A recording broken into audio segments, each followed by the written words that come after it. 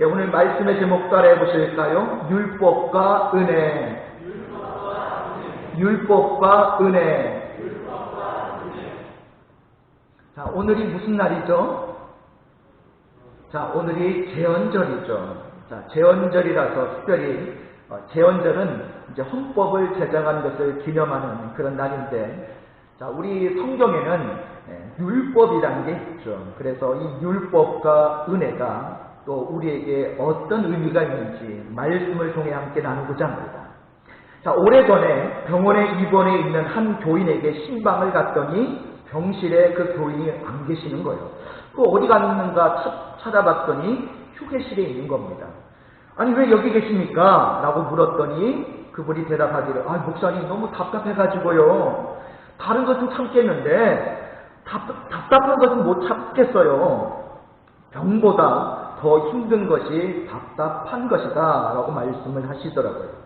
고3 학생을 만났습니다. 어때? 공부할 만해? 라고 물었더니 목사님 너무 힘들어요. 아니, 왜 힘들어? 뭐 때문에 힘들어? 공부가 힘들어? 그랬더니 공부보다요, 자유가 없어서 힘들어요. 마음대로 놀지도 못하고 잠자는 것도 마음대로 못하는데 그게 제일 힘들어요. 여러분, 자유가 이렇게 소중한 것입니다. 그런데도 자유가 없는 사람들이 많죠. 어떤 한 남자가 병원을 찾아가서 의사에게 말을 합니다. 선생님, 극심한 두통 때문에 너무너무 힘듭니다. 저 좀 도와주십시오. 그러자 이 의사가 말했습니다. 예, 도와드릴게요. 자, 그런데 몇 가지 확인할 것이 있습니다. 선생님은 술을 많이 드십니까? 아니요, 저 술을 안 마십니다. 자, 그럼 담배는 피우십니까? 담배요? 저 담배 손도 안 댑니다. 그렇다면 실례지만 혹시 바람 피우십니까?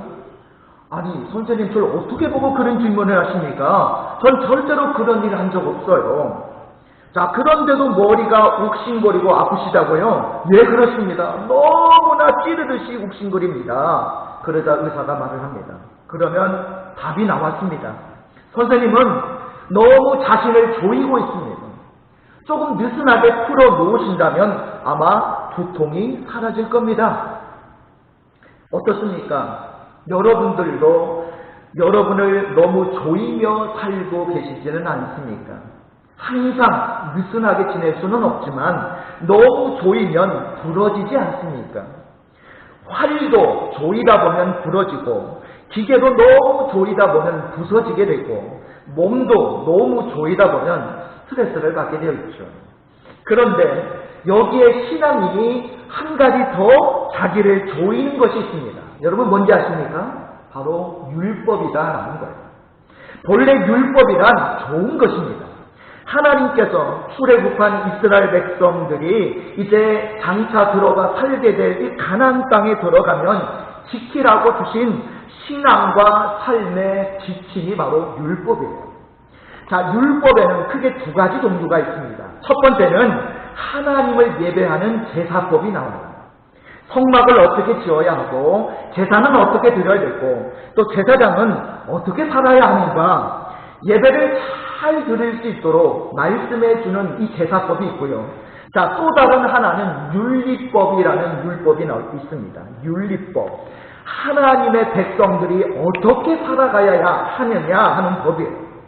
자, 이 이웃은 우리가 어떻게 대하고 세상에서 우리가 어떻게 살아가야 하는가, 그런 법이죠. 그래서 한쪽으로는 하나님께 예배 잘 드리고 또 한쪽으로는 세상에서 선하게 살고, 이렇게 하나님은 너무나도 좋은 것을 이스라엘 백성에게 율법이라는 것을 주셨죠.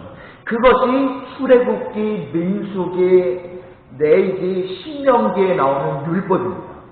자, 그런데 이 좋은 율법이 사람들에 의해서 변질이 된 거예요. 나쁜 것으로 변질이 되어버렸습니다. 그게 바로 뭐냐? 한번 따라해 보실까요? 율법주의. 율법은 좋은데 그것이 사람들에 의해서 변질이 돼서 나빠진 게 바로 율법주의다라는 겁니다. 자, 율법에 안식일을 지키라 라고 말씀하셨죠. 안식일에 일하지 말고 하나님을 예배하라는 거예요. 자, 그런데 어느 날 어떤 사람이 안식일에 구덩이에 빠진 양을 건져냅니다.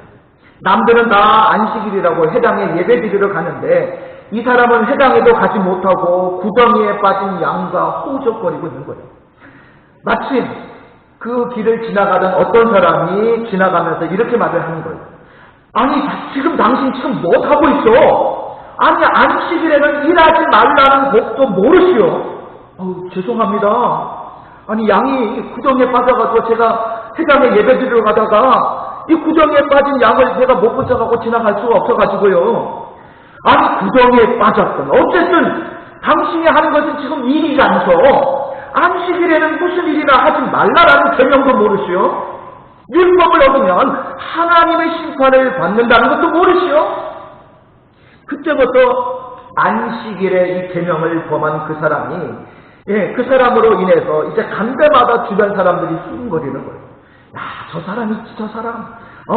안식일을 범했어. 안식일에 구덩이에 빠진 양을 끄집어내고 있더라고. 문제야, 문제. 하나님의 심판을 어떻게 받으려고? 하도 사람들이 그렇게 하니까 자기도 모르게 죄책감에 빠져드는 거예요. 내가 큰 잘못을 범했구나. 안식일에 일하지 말라고 하셨는데 구덩이에 빠진 양과 씨름을 하다니 그놈의 양이 뭐라고? 어쩌지? 나 이러다가 하나님 앞에 벌 받는 거 아니야? 하면서 불안해지기 시작합니다.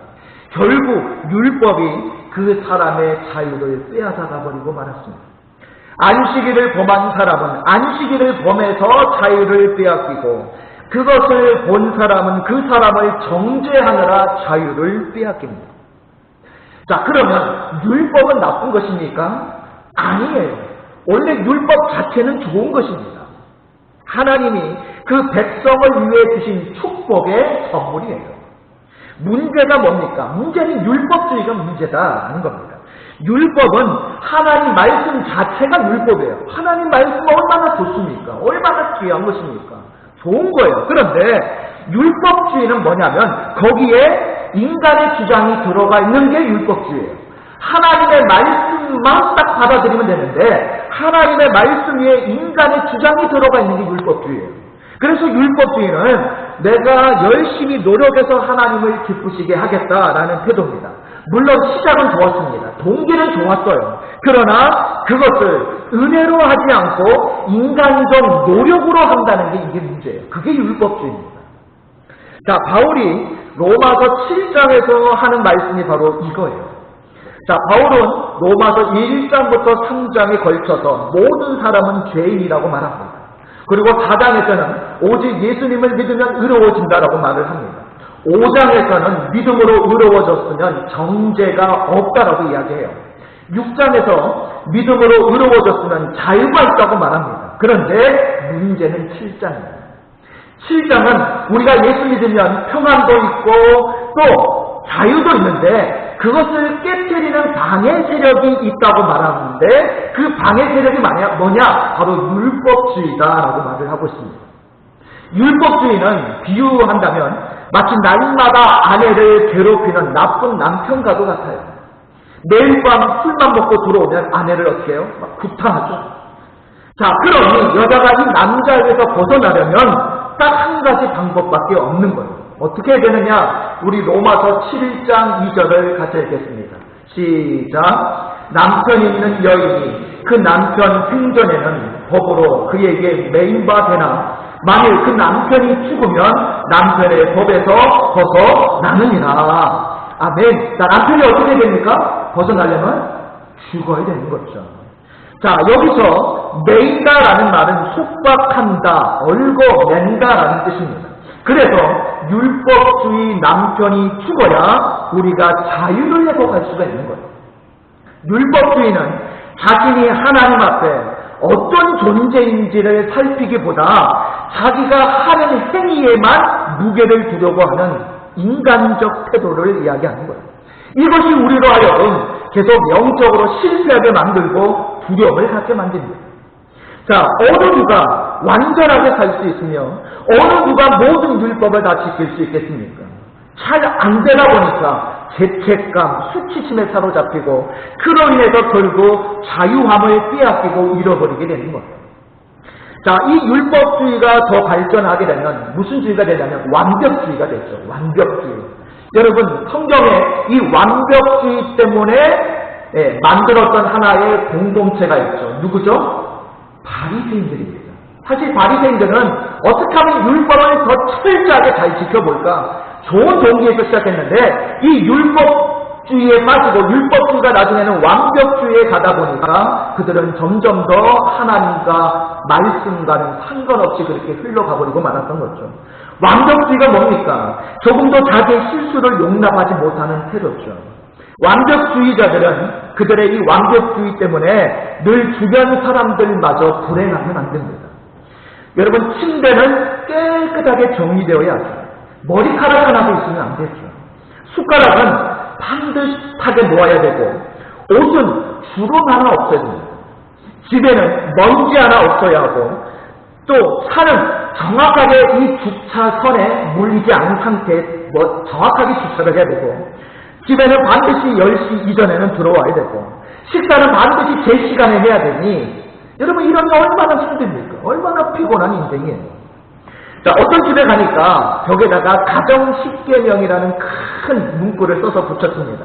그 부모가 자녀들 보라고 크게 써 붙였는데 그 10가지 내용이 이렇더라고요. 1. 일이 끝났다면 치워라. 2. 방에서 나갈 때는 불을 꺼라. 3. 떨어뜨렸다면 주워라. 4. 더럽혔다면 청소해라. 5. 열었다면 닫아라. 6. 흘렸다면 닦아라.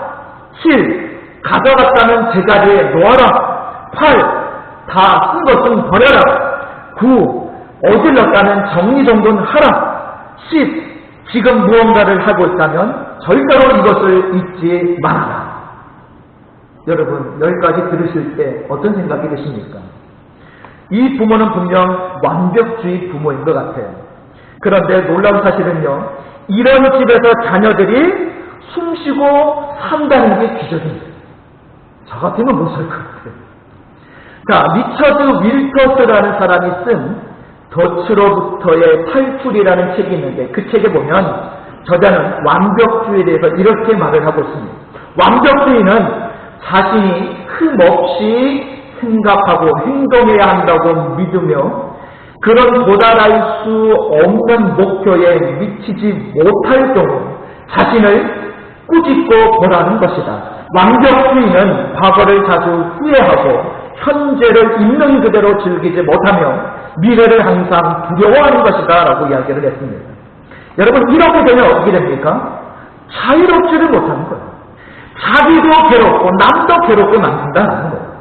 우리가 교회 생활을 하면서 언제나 조심할 것이 있습니다. 그것은 우리가 교회 생활 잘못하다가 내 자유도 빼앗고 남의 자유까지도 빼앗을 수 있다는 사실이에요. 우리는 이것을 특별히 조심해야 합니다. 한국 교회는요, 교인들을 훈련하기 위해 많은 법을 만들어 왔습니다. 1901년에 만든 신앙생활의 7가지 기본 강령이 바로 그 예로 들 수가 있는데요. 자, 그 7가지 강령이 뭐냐면 모든 신자는 반드시 7가지를 지켜야 한다라는 그런 강령인데, 첫째, 예배 출석을 철저히 할 것. 둘째, 주의를 반드시 지킬 것. 셋째, 부모에게 효도할 것. 넷째, 일부 일처제를 지킬 것. 다섯째, 가정복음화 시킬 것. 여섯째, 금면 성실할 것. 일곱째, 금주 금연할 것. 자, 당시 교회는요, 이것을 지키지 않으면 세례도 안 주고요. 그래도 안 지키면 직분까지 파면시켰다고 합니다. 1914년에는 담배를 피우는 사람은 절대 장로로 세우지 말라라는 법도 만들었다고 해요. 물론 처음에 만든 의도는 잘해보려고 했겠죠. 그리고 어느 정도 효과도 있었다고 합니다. 그러나 이것들이 잘못되어서 자꾸 교회 안에 위선자를 만들고 신자의 자유를 빼앗게 된 거죠. 또한 이것을 어기는 사람을 무분별하게 정죄해버리는 도구가 되어버리고 만 것입니다. 옛날에 어떤 수도원이 있었는데 이 수도원에서 수도사들이 함께 식사를 하고 있었습니다. 모두 함께 식탁에 앉아서 그날은 모처럼 고기가 오랜만에 나와서 열심히 다들 오랜만에 몸보신 하자 라고 이제 고기를 열심히 구워 먹고 있었는데 갑자기 수도사 중에 한 사람이 자리에서 일어나더니 이렇게 이야기를 하는 거예요. 저는 수도원에서 평생 고기 안 먹는 것이 옳다고 믿고 있습니다. 그러니 저는 물만 주십시오. 그래서 시중 두는 분이 주방에 가서 이야기합니다. 저분은 고기는 안 먹고 물만 달랍니다. 이때 수도원 원장이 그 수도사의 말을 듣고 자리에서 일어나서 이렇게 말을 합니다. 형제는 많은 사람들 앞에서 나는 고기 안 먹는다고 말하기보다 고기가 나오면 그냥 말없이 자기 방에 들어가서 조용히 식사가 끝날 때까지 혼자 있는 것이 좋을 뻔했어. 다른 사람들은 맛있게 고기를 먹고 있는데 나는 안 먹는다, 나는 안 먹는 것이 좋다라고 생각한다 라고 하면 고기 먹는 사람을 부끄럽게 하는 것이 아니냐. 그렇게 되면 고기 먹는 사람의 평안과 자유를 빼앗는 것이 아니냐라고 이야기했다고 합니다.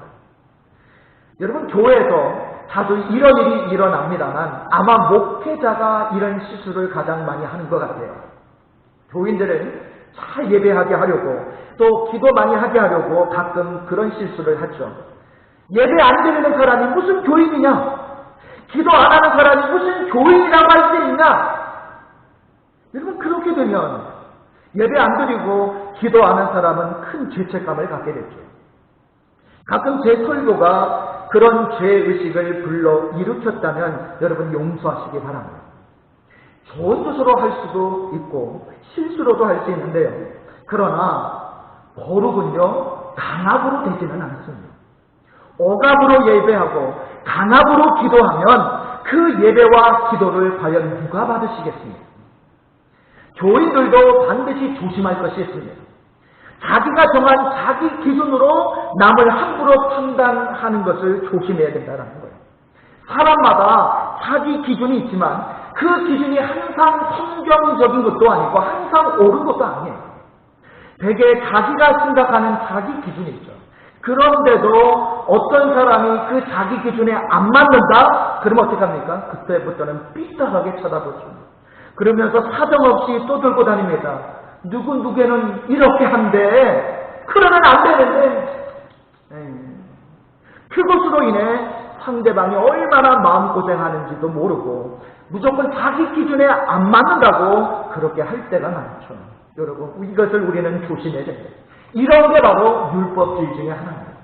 이것이 바로 나뿐만 아니라 다른 상대방의 자유를 빼앗아가게 만들죠. 그러면 우리는 어떻게 해야 될까요? 오늘 이 율법주의의 문제에 대해서 성경이 제안하고 있는 대안이 있는데 그게 바로 뭐냐? 오늘 본문 말씀 로마서 7장 6절인데요.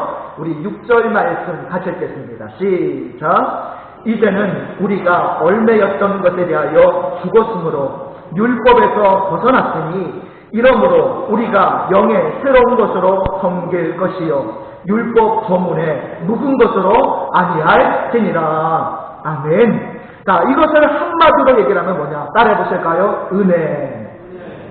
율법주의는 자기 기준으로 자신과 다른 사람을 자꾸 얽어매는 거예요. 그것은 살리는 일이 아니라 죽이는 일입니다. 우리는 율법에 대해서 죽었다라고 말씀하죠. 우리는 율법으로 살 사람들이 아니에요. 이제는 우리가 얼매였던 것에 대하여 죽었으므로 우리는 율법에 대해서 죽었습니다. 이 죽었다는 말이 무슨 뜻일까요?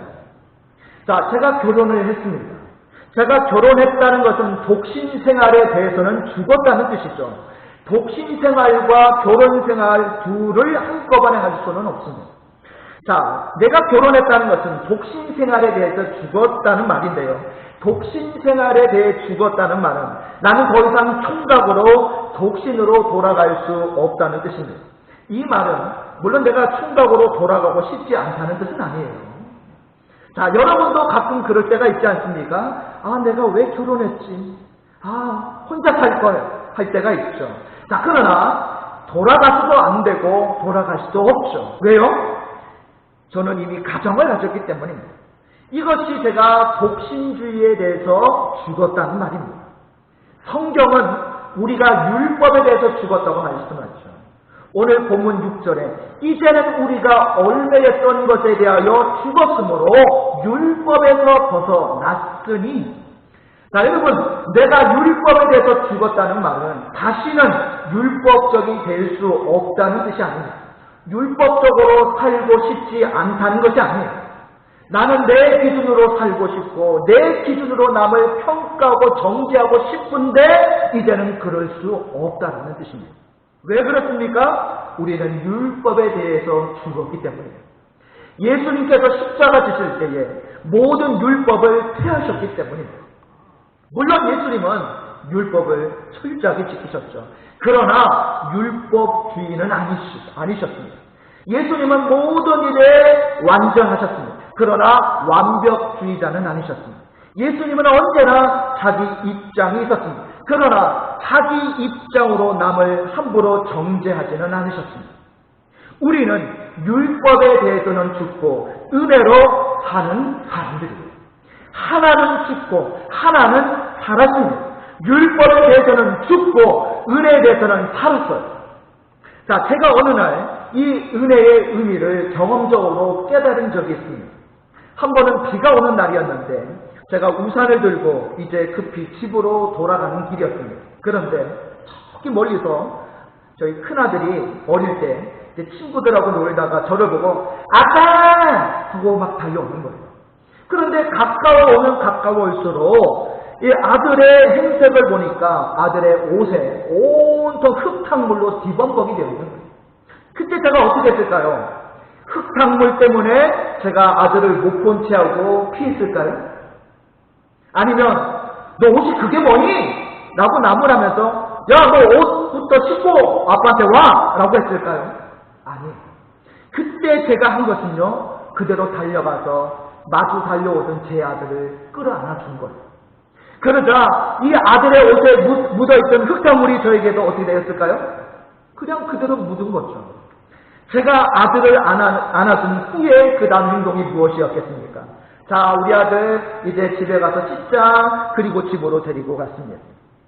먼 훗날 그때 그 장면이 떠올려지면서 이렇게 스스로 물었던 적이 있어요. 그때 아들의 옷이 더럽지 않았니? 그런데 너는 왜 씻기기부터 안 하고 안아주기부터 했지? 왜 흙탕물로 달려오는 아들을 너는 피하지 않았지? 네 옷도 분명히 더러워질 것을 알았을 텐데. 그리고 그것이 바로 하나님의 은혜라는 것을 깨닫게 된 거예요. 은혜는 흙탕물부터 씻기는 것이 아니고 안아주기부터 먼저 하는 거예요. 네 몸에 흙탕물 있잖아. 그거 씻고 와. 이게 율법주의입니다. 그러나 괜찮아. 나는 네 아빠야. 내가 너를 안아줄게. 이것이 바로 하나님의 은혜예요. 필립 얀시가 은혜를 이렇게 정의했습니다. 은혜란 하나님의 사랑을 더 받기 위해 우리가 할 일은 없다는 뜻이다. 그리고 우리가 어떤 일을 해도 하나님의 사랑이 적어지지 않는 것이다. 그렇습니다. 아들이 그날 흙탕물을 묻히지 않고 달려왔다면 더 좋았을 것입니다. 그러나 흙탕물을 뒤집어 쓰고 왔다고 아빠의 사랑이 달라지는 것은 아닙니다. 은혜는 상대방에 따라 내 사랑이 커졌다 작아졌다 하는 것이 아니라 내 사랑에 따라 상대방이 커지는 것입니다. 율법은 상대방 합의에 따라서 내 사랑이 결정되는 것이라고 한다면 은혜는 내 사랑에 따라 상대방이 달라지는 거예요. 자, 로마서 5장으로 가볼까요? 로마서 5장에서 사도 바울은 은혜의 위대성에 대해서 말을 하는데요. 모두 5번 이 은혜를 죄와 관련시켜서 말을 하는데 중요한 공통점이 있습니다. 죄를 말할 때는 그냥 죄라고 말을 하는데요. 그러나 은혜를 말할 때는요, 항상 그 앞에 더욱이라는 말을 써요. 자, 우리 같이 한번 보실까요? 로마서 5장 15절을 같이 읽습니다. 시작. 그러나 이 은사는 그 범죄와 같지 아니하니 곧 한 사람의 범죄를 인하여 많은 사람이 죽었은즉 더욱 하나님의 은혜와 또한 한 사람 예수 그리스도의 은혜로 말미암은 선물은 많은 사람에게 넘쳤느니라. 아멘. 따라해 보실까요? 더욱. 여러분, 이 세상에 죄도 만만치 않지만 하나님의 은혜는 비교할 수 없을 정도로 그보다 더욱 넘치게 하시는 줄 믿습니다. 우리에게 가장 귀하고 가장 큰 것이 바로 이 하나님의 은혜다라는 거예요. 은혜만큼 우리에게 중요한 것은 없어요. 그래서 우리가 율법에 대해서는 죽고 은혜로 살아야 하는 이유는요, 하나님은 이처럼 선하시기 때문이에요. 성경에 일관된 전제가 있는데 그것은 하나님은 뭐하시다? 선하시다라는 것입니다. 여러분, 하나님은 선하시다라고 여러분 믿으십니까? 율법적 신앙과 은혜의 신앙의 가장 큰 차이는요, 하나님을 어떻게 보느냐, 여기에 달려 있습니다. 율법적 신앙은 하나님을 어떻게 볼까요? 무섭게 보는 거예요. 그러나 은혜의 신앙은 하나님을 선하게 본다는 겁니다. 문제는 하나님이 선하시다는 게 과연 뭐냐? 거기에 아주 좋은 예가 있습니다. 여러분, 누가복음 15장에 탕자의 비유에 나오는 아버지를 예로 들 수 있는데요. 어느 날 둘째 아들이 아버지에게 찾아와서 재산 내놓으셔! 라고 막 윽박지르죠. 여러분, 재산 상속은 아버지가 죽을 때에 주는 것이고 또 주고 안 주고 하는 그것도 아버지의 재량이기 때문에 이렇게 아버지한테 달라라고 하는 것은 이 말도 안 되는 짓이에요. 그런데도 다짜고짜 막 협박 비스무리하게 달라고 합니다. 할 수 없이 아버지가 재산을 나눠주게 되고 그러자 아들은 그 돈을 받자마자 집 밖으로 나갔죠. 근데 저는 이 탕자의 비유를 읽을 때마다 너무너무 답답한 게 있어요. 왜냐하면 아버지가 살아있을 때에 재산을 주는 것이 관례에 어긋나는 일이라면 아버지는 마땅히 어떻게 됩니까? 거절해야죠. 그래도 달라고 하면 어떻게 됩니까? 꾸짖어야 되는 거 아닙니까? 혼내야 되는 거 아니에요? 다리 멍둥이라도 문질러든지 아니면 자기가 혼내지 못하는 동네 사람들을 시켜다가 아들을 혼내게 해달라고 이야기해야 되지 않겠습니까? 그런데도 아버지는 이 아들이 원하는 대로 재산을 주고 아들이 집 나갔다고 가로막지도 않아요. 도대체 어떻게 된 겁니까? 그 결과 아들의 고생이 시작된 거 아닙니까? 만일 아버지가 막았다면 아들이 고생하지 않았을까요? 목숨 걸고 막아서 아들이 집안에 머물러 있게 되었다면 적어도 돼지 지역 열매를 먹는 일은 없었을 것 아닙니까? 그러면 과연 그가 좋은 아버지였을까요? 이것은 이렇게 묻는 것과 똑같습니다. 하나님이 왜 이 세상에 악을 그냥 두고 보십니까? 도대체 하나님은 악을 제어할 능력이 있습니까? 없습니까? 왜 하나님은 악인이 잘 되고 의인이 고난받는 것을 바라보고만 계십니까? 자, 그런데 결과적으로 따져볼까요? 자, 아들이 나간 것을 아버지가 막지 않아서 아들이 고생은 했지만 그 결과 아들이 스스로 돌아오지 않았습니까? 아버지는 아들이 나갈 자유를 주면서 또한 돌아올 자유도 주지 않았습니까? 아버지는 아들이 이렇게 망할 자유를 주면서 또한 다시 시작할 자유도 주지 않았습니까? 아버지는 당연히 말할 수 있어서나 말하지 않고 강제할 수 있어서나 강제하지 않고 힘을 쓸 수 있어서나 힘쓰지 않지 않았습니까? 그렇게 해서 오래 참고 기다려서 결국 그 아들이 돌아오지 않았습니까? 우리는 끝까지 봐야 되는 거예요. 결국 아들이 돌아왔는데 그 아들이 아버지에게 돌아와서 세 마디 말을 합니다. 첫 번째 말이 누가복음 15장 21절에 보니까 아버지, 내가 하늘과 아버지께 무엇을 지었습니다? 죄를 지었습니다 라고 이야기해요. 두 번째 말은 같은 21절에 보면 지금부터는 아버지의 아들이라 부르지 마십시오. 이게 두 번째 말이고, 세 번째 말은 19절에 보면요, 나를 아들이라 부르지 마시고 무엇이라 부르소서? 종이라고 부르소서. 이 세 마디는 죄 짓고 돌아온 아들의 눈물겨운 고백이었죠. 자, 그런데 이때 아버지가 어떻게 했는지가 중요해요. 아버지, 제가 죄 지었습니다 라고 했더니 어떻게 합니까? 아버지가 제일 좋은 옷을 입히죠. 상거지가 된 아들을 먼저 씻기기부터 하지 않고 입히기부터 먼저 했어요. 이게 중요합니다. 우리가 하나님께 돌아오면 여전히 죄로 인해 더러워진 우리를 하나님은 있는 그대로 용납하고 받아주셔요. 그리고 덮어주십니다. 허물을 덮어주기 위해 하나님의 은혜의 옷을 입혀주시죠. 이게 하나님의 은혜입니다. 나는 더 이상 아들이 아니에요 라고 할 때 어떻게 하십니까? 반지를 끼워주십니다. 반지는 상속자를 상징하죠. 자기는 아들 자격도 없고 재산 상속은커녕 아무 쓸모없는 놈이라고 할 때에 반지를 끼워줍니다. 무슨 뜻입니까? 아니야! 너는 내 아들이고 내 상속자야! 네가 어떤 짓을 했어도 나는 너를 미워하지 않을 거야. 네가 어떤 잘못을 했어도 내가 너를 사랑하는 것을 멈추지 않을 거야. 네가 언제라도 집에 오면 문을 열어줄 것이고 내 팔은 항상 너를 안아줄 거야. 이것이 하나님의 은혜예요. 그리고 나를 종으로 여겨달라고 아들이 말할 때 어떻게 합니까? 신발을 신겨주죠. 옛날 노예들에게는 신발을 신기지 않았습니다. 왜냐하면 도망가지 않게 할 뿐만 아니라 움직일 자유까지 빼앗기 위해서 신발을 신기지 않았죠. 그런데 아버지는 신발을 신깁니다. 이건 이런 뜻이에요. 나는 너를 묶어두지 않겠다. 너는 내 노예가 아니다. 너는 자유를 얻었다. 너는 이제 네가 가고 싶은 대로 갈 수 있고 네가 하고 싶은 일도 할 수 있어. 너는 종이 아니라 내 아들이야. 그리고 아버지는 그 아들의 발에 신을 신겨주죠. 이것이 하나님의 은혜입니다. 나는 죄를 지었습니다. 나는 더 이상 아들이 아닙니다. 나는 이제 종입니다. 이것이 전형적인 율법적 신앙이라고요. 죄 지었어? 괜찮아. 내가 덮어줄게. 내 아들이 아니라고? 아니야. 너는 내 아들이요. 내 상속자야. 나는 이제 종이에요. 라고 할 때 아니야. 너는 종이 아니야. 내 아들이야. 내가 너에게 신을 신겨주고 있지 않냐.